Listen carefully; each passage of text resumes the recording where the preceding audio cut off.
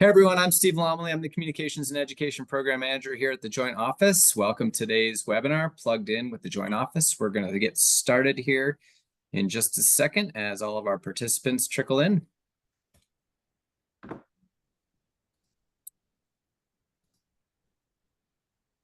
All righty, looks like we have a critical mass. Excited to have you with us today. We're going to be checking in on some of the exciting developments in the Joint Office over the last quarter or so in our webinar Plugged In with the Joint Office. So we've got some great panelists from the Joint Office. We're also going to get to hear from our Executive Director, Gabe Klein. So I think this will be an informative opportunity for all of you to learn about what we've been up to recently. Next slide, please. So just a few tips here. Controls are located at the bottom of your screen. If you aren't appearing, you can just hover your cursor over the bottom edge and they should pop up. We are going to be taking questions that were submitted in advance. However, if we have time at the end, we will try to take any additional questions. So we encourage you to use the Q&A button at the bottom to submit questions. And then again, if there's time at the end, we'll review those questions. And then I would encourage you, if you have a question that isn't answered, to please follow up with us. You can visit driveelectric.gov and click on the contact section of the website and submit a question, and we'll be sure to answer any follow-up questions that are submitted. The webinar today is being recorded, and it may be posted on the Joint Office website or used internally. So if you do speak during the webinar or use video, you are presumed to consent to recording and use of your voice or image. Next slide, please. So our agenda today, I'm going to start out with a quick polling question just to understand what sector all of you are from, and then we'll hear from our Executive Director of the Joint Office of Energy and Transportation, Gabe Klein. And then we've got specific program presentations from some of our program managers and subject matter experts, and then we'll be going through some questions at the end of the webinar today. Next slide, please. So our first polling question, if the team could pull that up, we'll take a minute or so to get some responses here. We're interested in understanding what sector you represent, whether you're with a government, private sector, nonprofit. If you could just take a minute to answer that question, that helps us understand who we've got on the line today.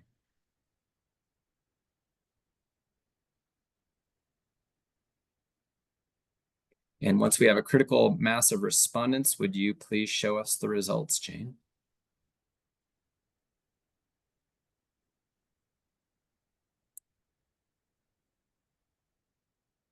Great. So here we go. Lots of folks from state governments. I know we've got quite a following with our state DOTs and energy offices, whom we work with very closely, some federal government partners, and then a lot from local and regional government. I'm sure a lot of you are working on charging and fueling infrastructure discretionary grant program, the Low-No Trends program, all that great stuff. So excited to have you and then our private sector folks from EVSE networks and manufacturers, all great to have you with us today. So with that, we are going to turn it over to our Executive Director, Gabe Klein, who's going to make some introductory remarks. Gabe, happy to have you with us today. And if you could advance the next slide, please.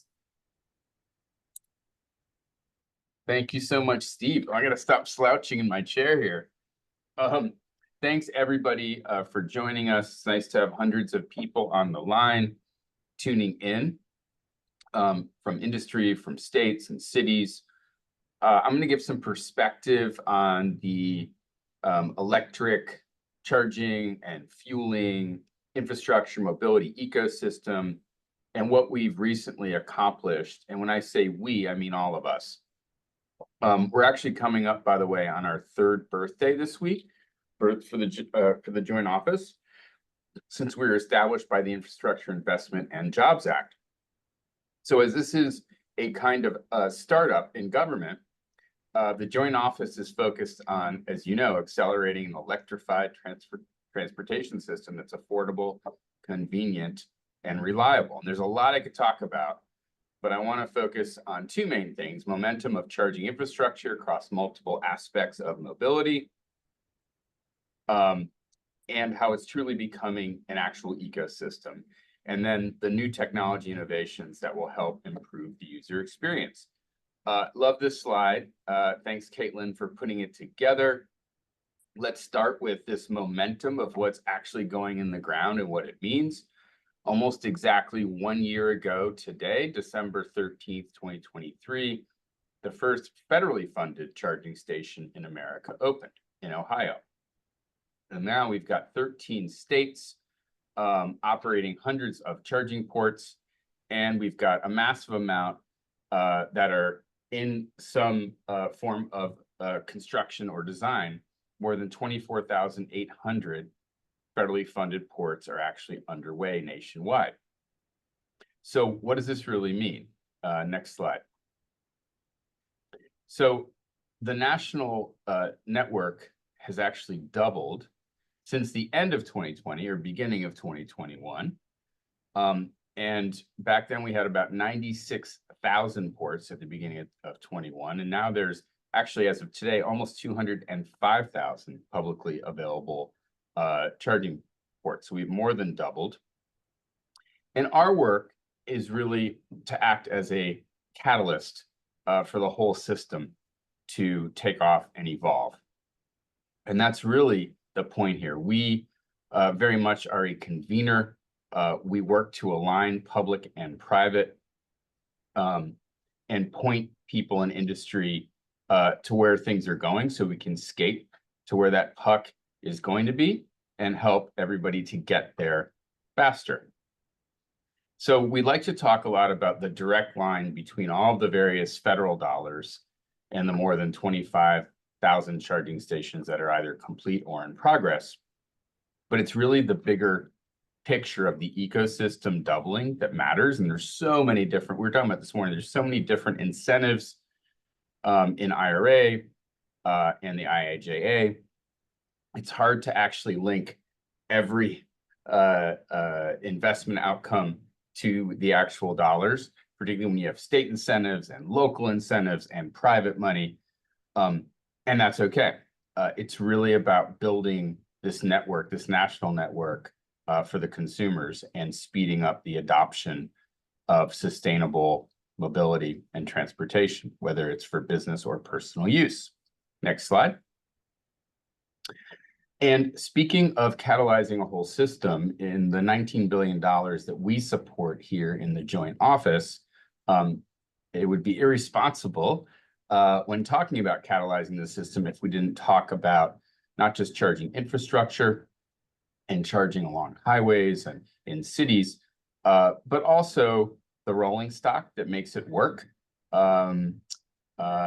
with the Clean School Bus Program, the Lono FTA program, which we also support, and working with various government agency partners to help school districts and transit agencies participate in electrification holistically, like looking at the entire system that they have to put in place to make this work. And it's really another example of how electric transportation is an interconnected ecosystem and how we can get scale when we use our resources to tackle it as a whole versus just the individual parts. So that's infrastructure momentum, and you can see the results in terms of the number of buses that will be replaced, and there's a lot of charging infrastructure going in to support it. And then ultimately what's exciting is that a lot of these vehicles will also function as a support system for our grid with vehicle-to-grid integration, which comes to my last slide next.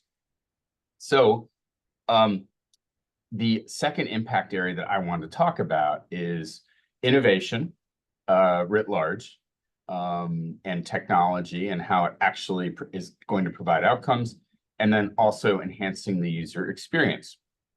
So at the Joint Office, we are obsessed with unlocking innovation quickly and sustainably so it can scale, particularly as it relates to the user experience.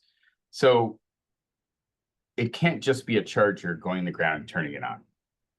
We think about how does a driver go from leaving their residence to make a short trip, for instance, in their neighborhood, and then commute across town to work, and how do we match a seamless charging experience with that? Sarah Heupel's going to speak in a bit, our acting CTO. She'll fill in some of those details, but one major advancement that we announced last week with SAE and its industry consortium group is something called Universal Plug-in Charge. It's a major digital upgrade to the back end of the EV charging ecosystem. In the short term, once it's rolled out in 2025, drivers will be able to pull up any car to any public charging station and start charging right away. So you won't need an app. You won't need payment. You'll just plug in and go. Easier than gas.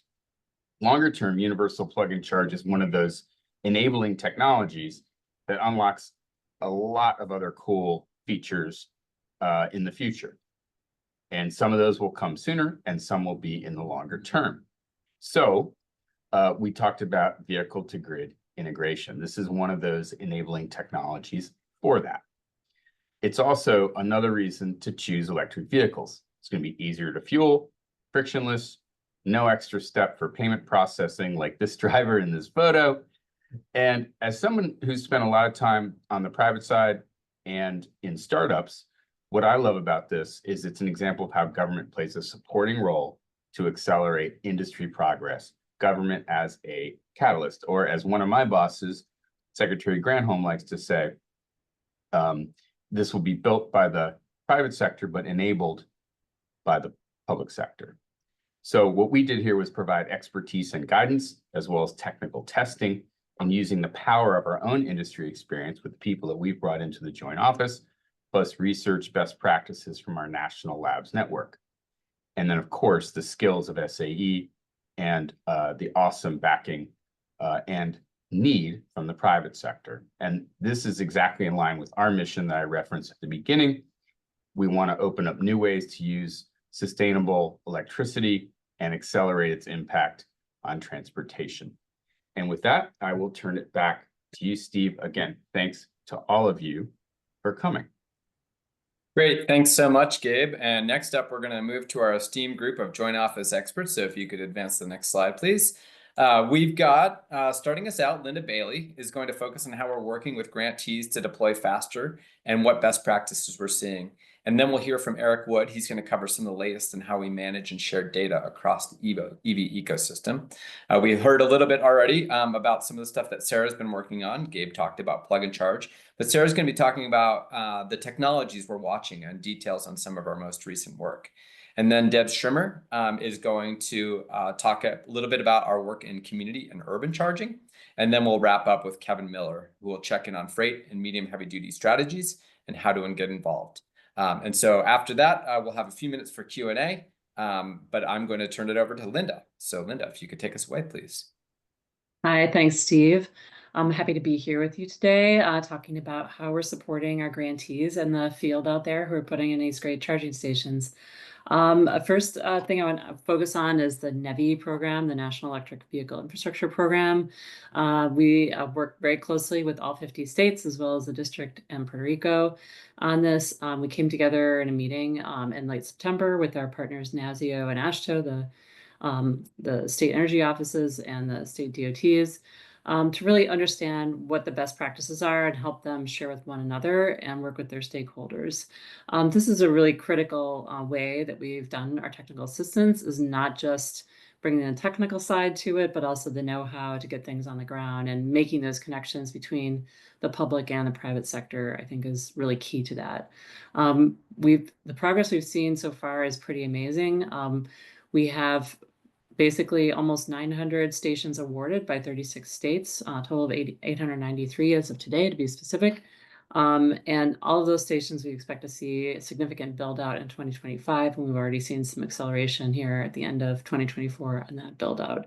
I think that the stations are achieving a new level of quality that was stipulated in the bill, and I think that's really a critical part of how we're working together with the states to build a great network at the end of the day.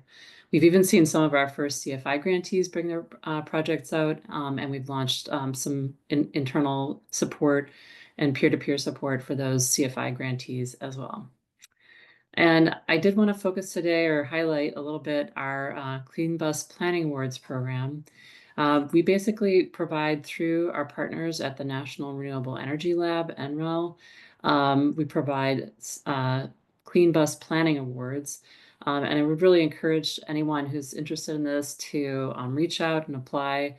We have space in the program, and it does admit awardees on a rolling basis. So definitely reach out if there's interest and questions about moving to an electrified fleet with any of those bus fleets, either the school bus or transit buses.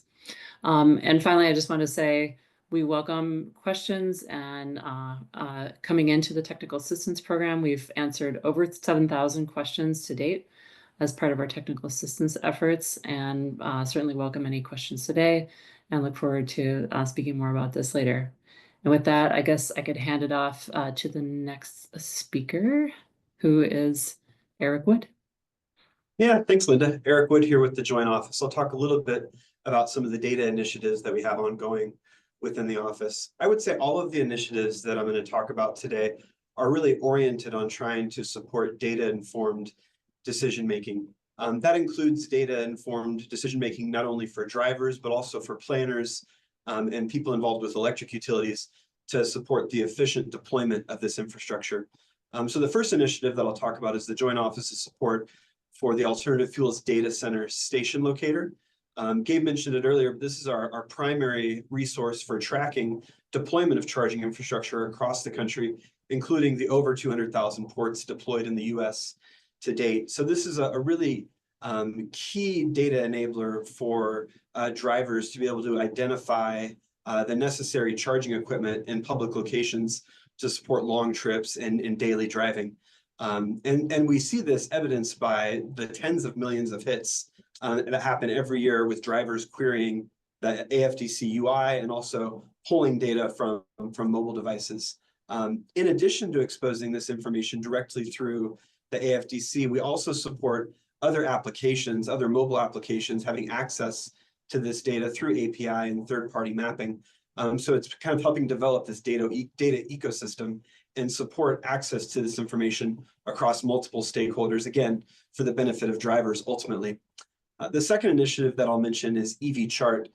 This is a platform that has been developed over the past year or so to facilitate the data reporting that's required of federally funded stations.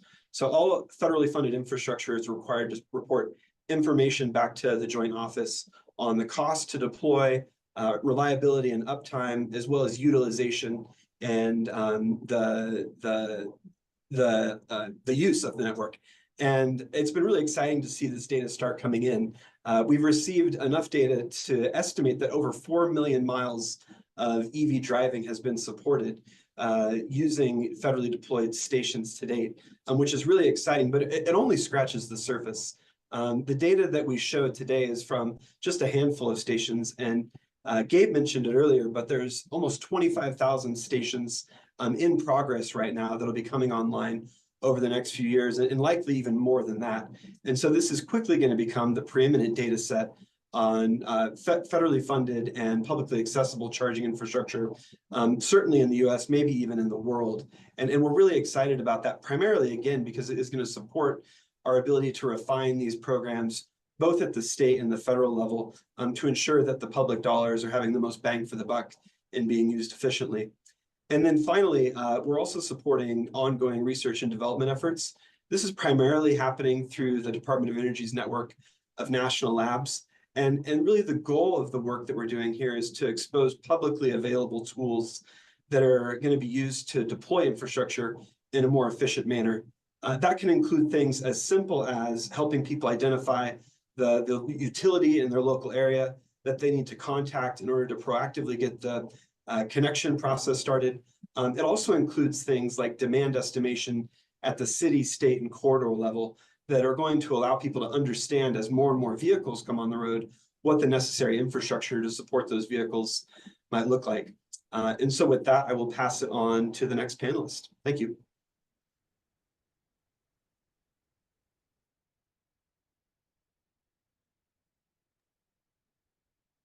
Hello, good afternoon, everyone. My name is Sarah Heipel.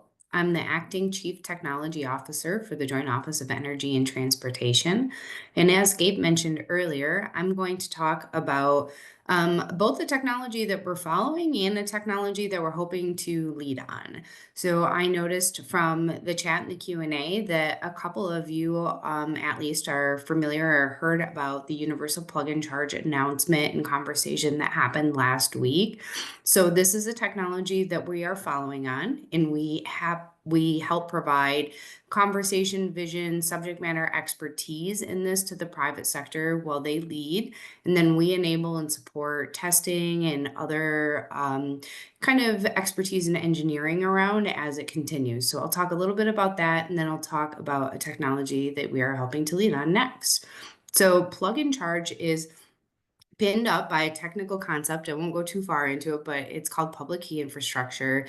And it is a digital certificate style technology that is widely used. So it's used in 911, in aviation. It's how your computer knows how to recognize the banking system that you use when you log in. So electric vehicle charging will now start utilizing this technology. In fact, it has. Many of the vehicles are equipped with it, even if they are not currently using it. Many of them come kind of baked in with this technology. This technology has been underway for development in one-off isolated, either by vehicle manufacturers or by charging station manufacturers and network operators for quite some time. Or in a development environment and in testing environments. And now we're seeing that it's going to move into a production environment. So now nationally, this enabling technology will be available kind of coast to coast, end to end. And what this will do is it is housed by the Society of Automotive Engineers, SAE, and they have a pre-competitive environment where these automakers and network operators and charging station manufacturers were able to come together to work over the last several years to develop and test a digitized framework called a certified trust list, where various plug-in charges could come together and combine their plug-in charge implementations into the certified trust list, which will help to have a single uniform approach that involves rigorous auditing and rigorous testing. And then as it moves into calendar year 2025, they will have the opportunity to roam with each other, should they like to do that, and should they decide commercially that that's the right move for their business.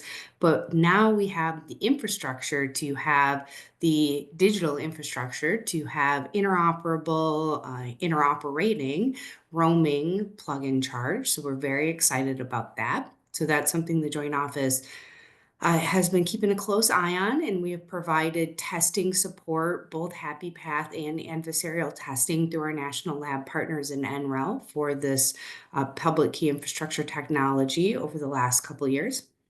And we're looking forward to finding more ways to support this development as it moves forward.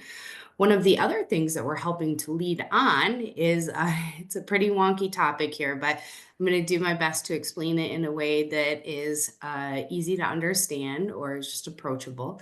So we talk a lot about PMAX in the deep depths of electric vehicle charging. So most of the time when we talk about how to manage power and power sharing for electric vehicle charging, we focus on dynamic power sharing between high power charging stations. In this case, the goal is usually to reduce the input power requirements, like for a high powered station, right? However, with AC charging, whether it's level 1, just the cable that comes with your vehicle, or even a level 2 station, they have significant flexibility in shifting load because the departure time, or when you need to leave, is usually in the scale of hours, right, instead of minutes. So this load shifting can be controlled by the grid, and it can also incorporate on-site renewables in generation, flexibility, other kinds of fluctuation that you might see. You might be able to put tariff in or pricing information as part of the overall combined signal for when the vehicle should charge, shift charging, halt charging, resume charging.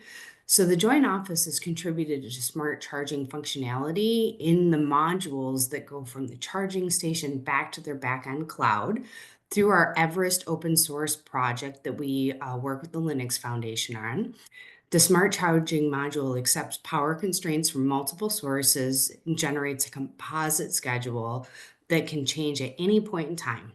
And at a recent testable, we showed how current limits from grid operators such as the MIDA system in California, charging network providers, and local power control inputs were combined into a single PMAX schedule, or this dynamic schedule, that can be sent to the car in an ongoing iteration as it's plugged in.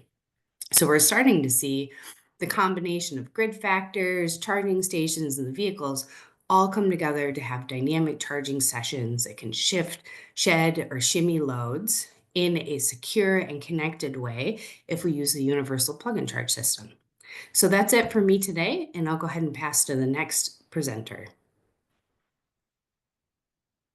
Thanks, Sarah. Hi, everyone. My name is Deb Schrimmer, and I'm the Senior Advisor for Community and Urban Charging. These last few months, we've been very focused on kicking off community charging projects, such as the Charging and Fueling Infrastructure, CFI projects, or the $46 million of funding coming out of the Joint Office's Ride and Drive funding program. We're also looking to award our Communities Taking Charge program soon.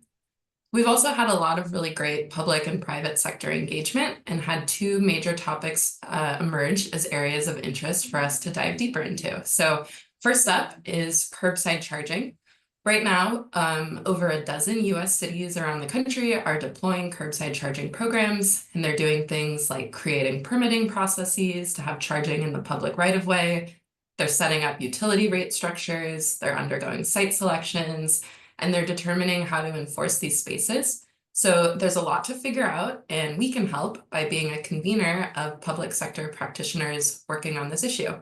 So to support these cities, our new joint office curbside office hours is designed to connect folks, share challenges and ideas, and advance best practices that are coming directly from those working in the field. We have a lot of CFI awardees, folks from our Ride and Drive program, and other communities working on curbside. So we'll be bringing together those folks who are trying to achieve similar outcomes in their communities. And this is just the first topical office hours we're setting up, and we're excited to have more of those come in the year ahead. Next up, an update on low-speed vehicles. These are also called neighborhood electric vehicles. And these are four-wheeled vehicles with a top speed of 25 miles per hour. And I do want to clarify that these are a distinct vehicle class from golf carts and are designed for on-road use and are actually street legal today. We've had a lot of interest from municipalities looking to get more resources on how to support these vehicles in a couple of different ways, whether it's for their residents who are wanting to use these vehicles for personal travel. Communities are looking to start shared mobility passenger services like circulators or on-demand shuttles using low-speed vehicles. And many communities are even thinking about how to use these vehicles for law enforcement, groundskeeping, park operations, maintenance vehicles, delivery, and other municipal fleet use cases. So we think this is a really exciting topic to dive into, particularly because more than half of all daily vehicle trips in the United States are 5 miles or less. So these are a really great option to right-size trips and provide more affordable transportation options. So stay tuned.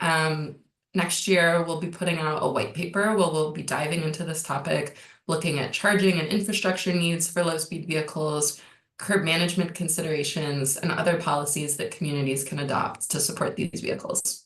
Thanks. And with that, I'll hand it over to Kevin. Good afternoon and good morning. I will touch on medium and heavy duty vehicle issues. Three quick points. First, if you're not already familiar with the zero emission freight corridor strategy, I'll share a little background for context. This strategy was published in April of this year to set a comprehensive approach to accelerate improvements to freight networks that are intended to increase efficiency, enhance economic competitiveness, bolster national security, support clean communities, and generally just make it easier for fleet operators to do what they already do so well using zero-emission technologies. It's intended to align and unlock cross-sector investments in zero-emission medium and heavy-duty vehicles and related infrastructure, as well as to support and accelerate grid and hydrogen planning efforts. It was an interagency strategy across the federal government that partnered with many stakeholders in the private sector and in the nonprofit sector to help identify a four-phase progression to support a zero-emission freight system, both where it's needed today and where it will be needed over time. So if you haven't had a chance to dig in yet and this kind of thing seems of interest, the report is available on our website, but perhaps more germane, we have subsequently released GIS data layers. So if you've got planning efforts, whether you're public, private, nonprofit, whomever it is, if you want to engage with that data directly, that data is available. And we look forward to dialogue on that because it's an ongoing iterative process. And we want to make sure that these types of tools are used and useful as we think about some of the unique needs on the medium and heavy duty vehicle side. Relatedly, the Federal Highway Administration and Joint Office together posted a request for information that closed on November 12th. That RFI sought input in 4 areas related to medium and heavy duty vehicle battery electric vehicles. This isn't about saying one technology over the other, but there are unique issues in any given technology stack. So we wanted to dig into in the topic of battery electric vehicles for vehicles classes 4 through 8, what are the unique needs for medium and heavy duty vehicles and fleet operators? What are unique vehicle charging patterns? What types of charging technologies and standardization issues need to be considered at the medium and heavy duty vehicle level? And what types of related workforce, supply chain, and manufacturing issues should we dig into? So we greatly appreciate all of the comments that came in. We're working through to review and process those, and we'll look forward to next steps. And in the interim, as we continue to work on that, please don't be a stranger. We want to make sure that the Joint Office is helping to build bridges between energy and transportation, policy areas, markets, stakeholders, and we know that what works on the light duty vehicle side doesn't often apply or translate on the medium and heavy duty vehicle side. So the work that we're doing, we want it to be used, useful, and valuable to you. So no matter where you sit in the medium and heavy duty vehicle space, this is an open invitation for dialogue, and we look forward to finding more ways to help make these choices easier for folks out in the real world. So with that, that's just a quick summary. Thanks so much for the opportunity to update, and really look forward to continuing the dialogue. Great. Thanks so much, Kevin, and to all of our other panelists. Now we're going to jump into some questions that we've gotten in advance, as well as some that have come in while we've been speaking. So I think this first one is probably for you, Linda. We have a question from an attendee in Wisconsin who asked for insights on promoting rural level 2 charging. So Linda, do you have any insights on this topic? Yeah, thanks for that question, Steve. There's a great resource on our website, and I hope Austin or someone can maybe put that in the chat that I definitely refer you to on rural charging. We also do obviously take questions specific to specific sites, through our intake form, which is on our website. I guess super high level, I would say it's really critical, and for every site, it is critical to understand where utility is. What the power supply is to every specific location, but especially in rural areas where that might be much more sparse, I would definitely recommend close coordination with the utility for capacity at each site to identify the lowest cost options for those rural sites. And that's one of our big tips, I guess. And there's also some specific things you might be thinking about for utilization rate relative to rate of return. And that's specifically for public entities that might be subsidizing stations, considering how much that subsidy needs to be given the projected utilization rate. Some of the states have done some really interesting work to try and really dive in on traffic levels, projected traffic levels in 2030, projected EV market penetration. Just as one example, Kentucky has a really thorough, I'll give them a shout out. They have a really thorough model that went into projected utilization at every site on their alternative fuel corridors that they're building out as part of NEVI. And so they have a really deep understanding of that. And if anybody's interested in figuring out, might want to look at their methodology on that as well. Great, thanks so much, Linda. Our next question, I think this might be for Sarah, and it is focused on digital infrastructure. So the question is, what's the latest on V2G, vehicle to grid, and microgrid options?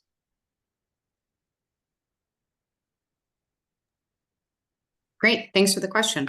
So the latest on the V2G is that right now the Joint Office, and maybe more specifically, well, EERE, which is a Energy Efficiency Renewable Energy section of the Department of Energy in the Joint Office. More specifically, we can probably focus on speaking for our office, have been really thinking about V2G. And I will even be more specific in saying V1G.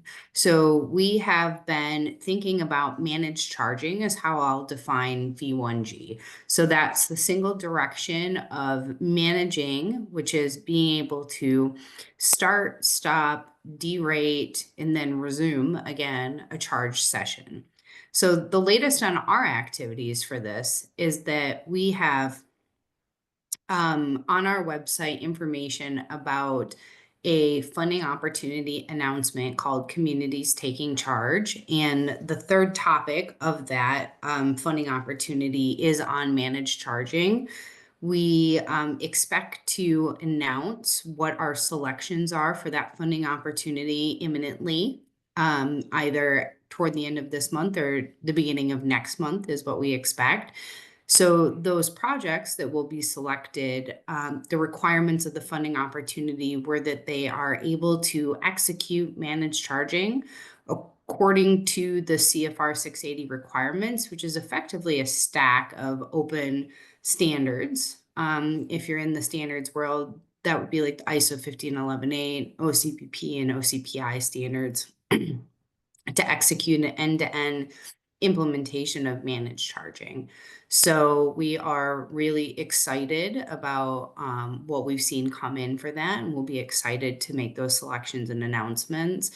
And then I'll also say the Joint Office has a 3-lab led in 90 private sector participant consortium called the Charging Experience Consortium, although we call it ChargeX for short. And the Department of Energy, that EERE group I was just talking about, has a consortium as well called EVs at Scale. And we've combined efforts of both the lab participants as well as the private sector participants to focus on 3 managed charging topics in order to do kind of like this FMEA find a problem, fix a problem style solutions, like implementation in the field type of solutions on matching the state machine of the vehicle and the charging system itself, on KPI development, and on some known things that we know are gaps in managed charging, like a pilot wake, the ability to have all the devices go to sleep from charging, then wake back up and resume in the session where they are. So we are already underway on those activities for this kind of very specific V1G managed charging. And we will keep you all updated on where we go with that as we make more developments. Thanks, Sarah. Yeah, and I'll remind everyone again at the end of the webinar, but we certainly do want to keep you all updated on developments. And a great way to stay on top of things is to visit driveelectric.gov and go to our news section, where we post important news updates, and to subscribe to our email newsletter that we send out every other week.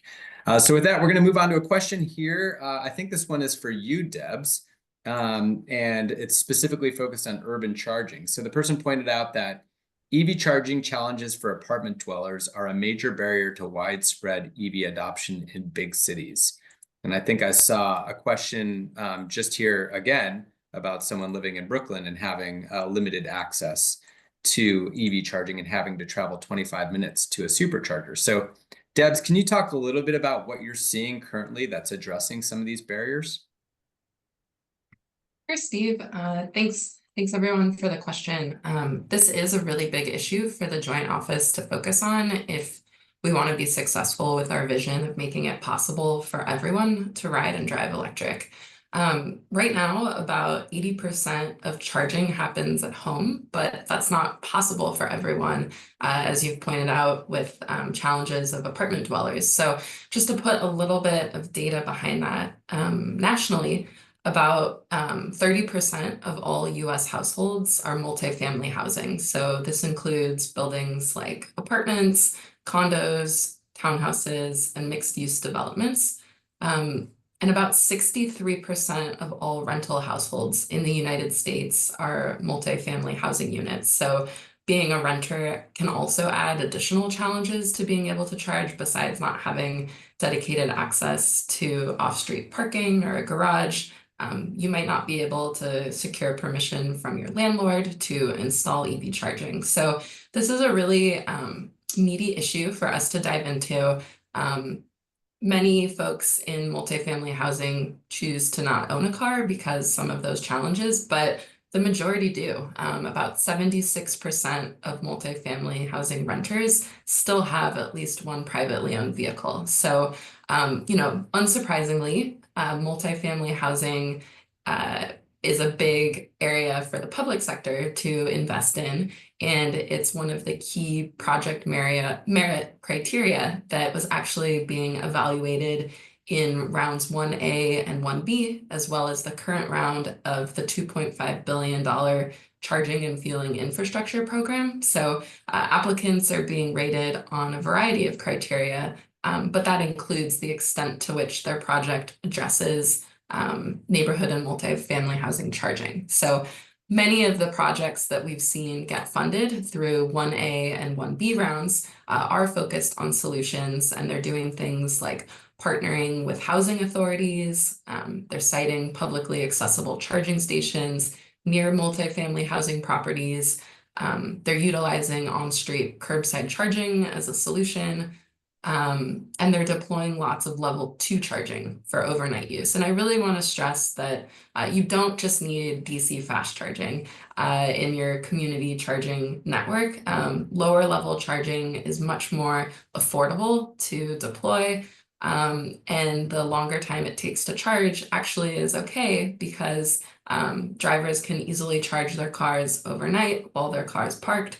And they can also access lower rates of charging since there's less demand on the electric grid at night, and you can charge during off-peak hours. So I think there's a lot of exciting ways to think about different solutions for apartment dwellers. And I'd love if someone from the joint office team that's managing the chat could maybe put a link for a resource we have.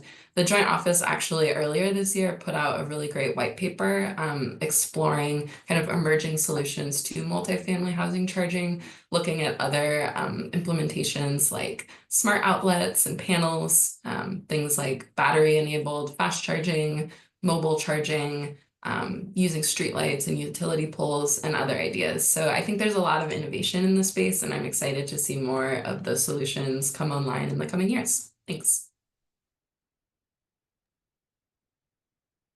Thanks, Debs. So we've got a question here. People are always curious about the growth of the charging network. And I know Gabe talked a little bit about how we've doubled the size of the national charging network since 2021, which is pretty significant. Now more than 200,000 publicly available charging ports across the country. But I'm interested maybe in hearing from Linda and Kevin a little bit about what's the impact of this? How rapidly is the charging infrastructure growing? Is it growing the same at the same pace for light duty vehicles and medium duty, heavy duty vehicles? Can you just shed a little bit more light on the topic, maybe talking more about impact than actual numbers?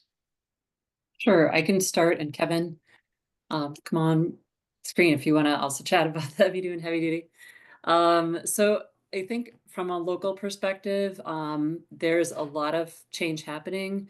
Obviously, this is not just funded by NEVI, the National Electric Vehicle Infrastructure Program.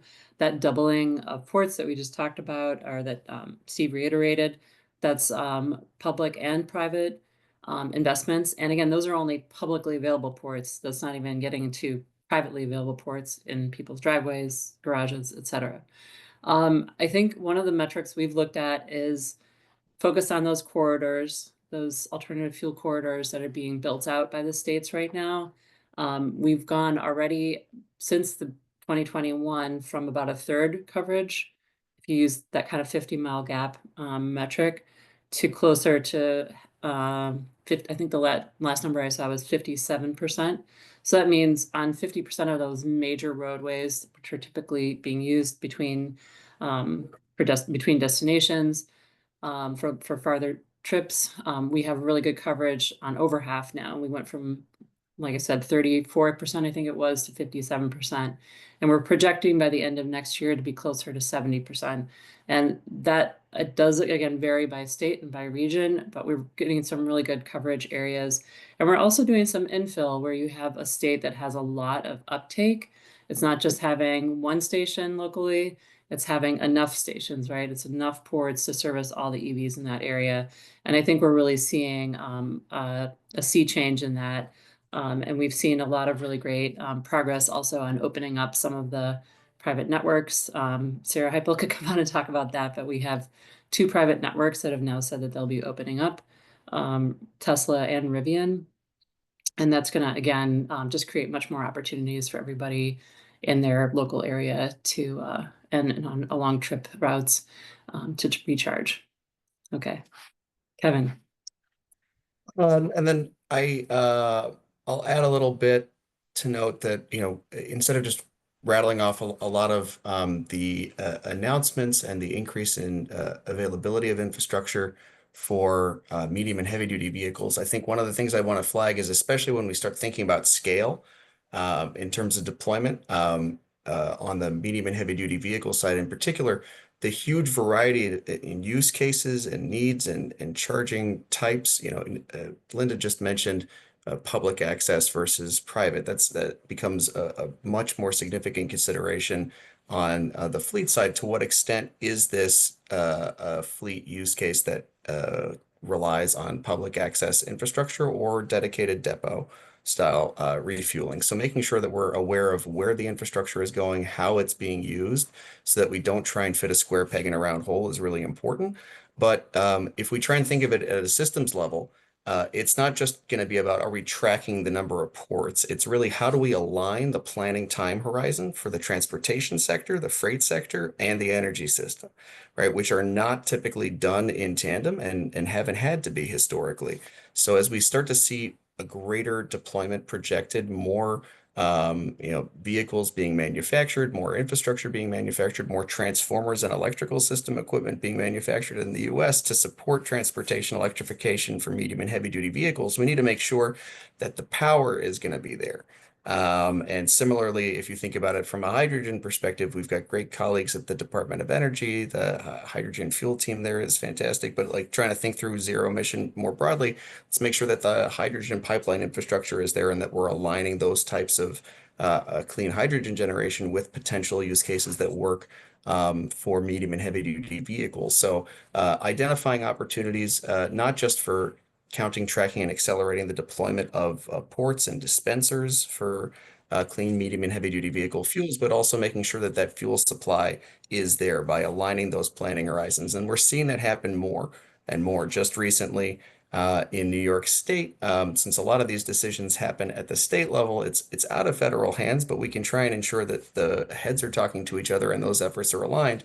In New York recently, there were filings by utilities to support proactive load growth in advance of some of the specific deployments being requested by a fleet operator, knowing that there are key areas of no regret where you can make improvements given the trends towards electrification across, not just transportation, but other sectors, places where we can get those planning horizons a little bit more closely aligned so that we're never leaving a fleet operator with stations in a supply room that they can't install because they can't get energized. So that's one of the key things that we're working on. We're seeing a lot of advancements happening at the state level, and we're trying to create more resources to help inform local, state, and regional efforts to align those energy planning needs with transportation and freight planning needs.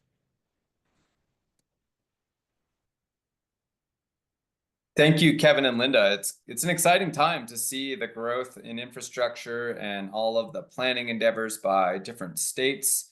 I know, just like to reemphasize that we've got 50 states plus Puerto Rico and the District of Columbia that are all working to advance charging infrastructure to support lots of different needs along highway corridors and in communities. So it is pretty exciting. And maybe as a little bit of a segue here, I know Eric highlighted earlier the alternative fueling station locator as a resource in terms of what current infrastructure looks like. And Sarah has also talked a little bit about that.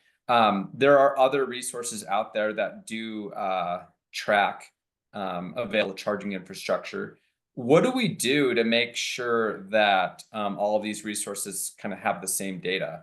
And thinking specifically about the AFDC station locator, what should people do if there are stations they see in other databases that aren't available on the station locator? So I'll turn that over to Sarah and Kevin.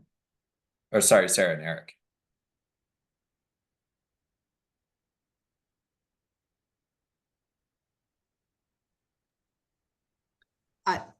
So there's a few things that you can do, and Eric is the subject matter expert for the station locator, so I'll let him speak on that specifically, but I'm going to talk high level on getting data and maybe even standards kind of in one place. I was like a ping for standardized engineering. So the joint office, I am gonna come back to data and locations in a moment, but I think the joint office, I always say that I'm sure this happens in other places in the government. I have just not seen it happen yet. And I'm from the private sector until actually pretty recently. So my government experience is admittedly kind of limited, but the joint office is just all up in the mix on engineering and being in the field and private sector. And we have really made a big push to drive towards standard and best practices as well as standard engineering. And we are doing that in a variety of ways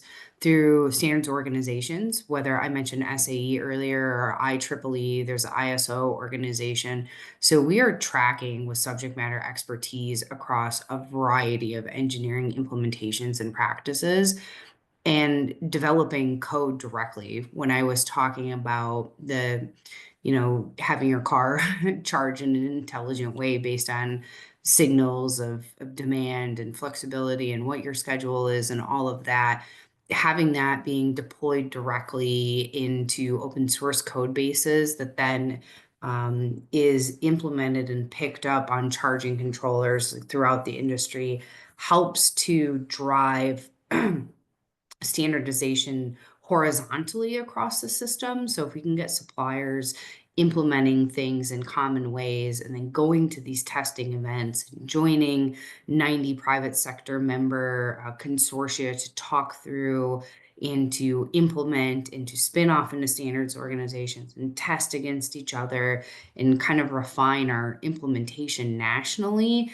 then we start to see homogenized efforts in terms of what is being deployed. And that really drives up reliability and what we can expect to see from a product being delivered, just to be direct about it. Now, how can you all get in the mix and how can we find things on the station locator and how can you help drive this is you can tell us. So if you see implementations that are off, if you see stations that aren't in the station locator in the AFDC, you can ping the National Renewable Energy Laboratory or NREL or us directly. You can always message the joint office if you say, hey, I thought this, federally funded station or any high-powered station is supposed to be on the station locator. So if one of them's missing or of one that's not on there or something's down or isn't working or seems to be an odd implementation, just let us know and we'll message you back. We'll go find it. Like we will put engineers in the field on trying to figure out why isn't the station showing up? Is it broken? What's going on? Like we're quite actually on it. So I'll let Eric answer about how things actually end up in the station locator. But if you ever see something amiss or missing, just message us directly and we really will track it down. Yeah, Sarah put it really well. I'll just add that, Yeah, it is a very challenging data-centric problem to have this really large national network and all the high power stations, of course, but all of the publicly accessible level 2s as well are attempted to be tracked by the AFDC. So what Sarah said is exactly right. If there are specific instances, please let us know. We have a lot of established relationships with some of the more mature charging networks out there to ingest data programmatically on a nightly basis. But some of the newer networks we're still developing those relationships with, and yeah, happy to be flagged on individual stations by anyone that sees them in the field. The other kind of small point that I'll make is that one of the things that we're really excited about as an office is trying to grow some of the data sharing that happens between networks, including things like real-time pricing and availability. Those are data features that are required of federally funded stations and things that we're excited about and working towards trying to make more accessible across all of networks, not just those that are federally funded, as we see a lot of value to drivers in that kind of information to help them make better decisions about when and where to charge. Thanks so much, Erica and Sarah. And thanks to all of our panelists, including Kevin, Debs, Linda, and Gabe. Really appreciate your time today. I want to just flag that if there was anything of interest that came up today, we've got a lot of resources on driveelectric.gov, numerous publications, access to data and tools, a lot of things that were talked about today. So I definitely recommend browsing our resources section if you want to dig into anything that we talked about today. And then to wrap it up, thank you very much to all of our participants for joining us today. This webinar will be recorded and posted on driveelectric.gov along with the slides. So if you visit driveelectric.gov and go to webinars, you'll find this recording there within a week or so. And then, of course, sign up for the newsletter so you can hear about future webinar opportunities, events, other news coming out of the Joint Office. We do send that out about every 2 weeks. And then if you did have a question today that we weren't able to get to, Sarah and Eric talked about this, so did Linda, but we've got driveelectric.gov/contact, and you can submit a question there. We've got a team of experts behind the scenes that field those questions. I think Linda said that we've answered more than 7,000 questions since the Joint Office started. So we're very active in getting back to folks with resources and answers to questions. And we definitely want to make sure you have the information that you need to make great decisions. So thank you all today for joining us, and we look forward to seeing you on a future webinar. Thanks, everyone.